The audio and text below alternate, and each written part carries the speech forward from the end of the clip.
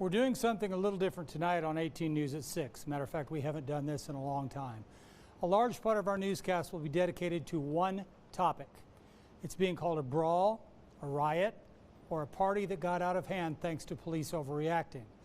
What we know is that around 100 people were gathered for a party after they left a downtown bar. Police say they got complaint calls, and that's when they moved in. And video shared with 18 News shows a number of people getting arrested. The methods used in those arrests have many people upset, while others say this is what happens when you ignore a police officer's orders. 18 News investigative reporter Nick Dabina starts our team coverage. Hey Jim, the videos you're about to see are from a police response at an after party on Elmira's south side. Police say folks had earlier been at a downtown Elmira bar. Police say this involved up to 100 people who were not following commands to leave. Cell phone videos obtained by 18 News show part of what happened around 3:30 a.m. Sunday outside an after party on West Hudson Street. Oh my God.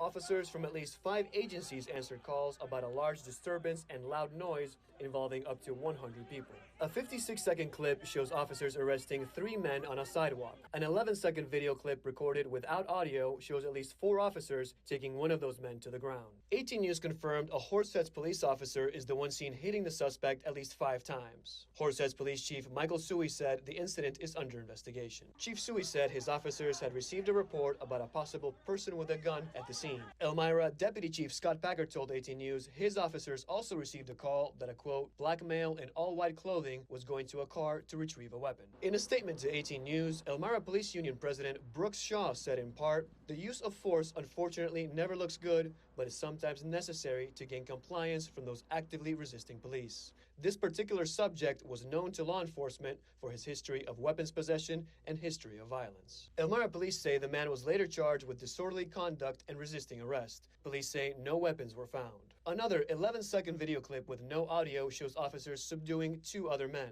An Elmira police officer is seen striking a man's side 3 times with his knee before grabbing his arm to place him in handcuffs. In a statement to 18 News, Elmira Police Chief Chris Thorne said in part, the videos do show force being utilized on non-compliant subjects. It should be noted that strikes in some instances are used as a manner to obtain compliance or to assist in securing an individual into custody. Knee strikes in one video appear to be utilized, which immediately is followed with securing the individual into handcuffs. Deputy Chief Packard told 18 News the man was yelling at officers, refusing to leave, and interfering with an officer who was trying to assist someone before he was arrested. He was charged with disorderly conduct and obstruction of governmental administration. Elmira police say people in the crowd at West Hudson Street were also involved in a disturbance 2 hours earlier on the 200 block of West Water Street in downtown Elmira. Police say nearly 300 people had just left a private event at a bar called The Playground that closed at 1 a.m. Co-owner Kalen Knox says he let Elmira PD know he was expecting a large crowd. Knox says he kept police updated through closing time. He says he limited the number of people allowed inside and hired professional security. I can confidently say that we had no issues within the venue, and everyone seemed to be in a joyful mood, having a good time, and just enjoying themselves. We, as the playground, can only be responsible for what happens within. We try to make sure that we prioritize people's safeties within. Nothing happened outside of the playground. This incident actually took place down the street where we did not see it. We were not able to see any of the occurrences of what happened. The 56-second clip from the incident on Hudson Street ends with an Elmira police officer with his taser drawn approaching a woman who was recording the scene. I'm not even touching nothing.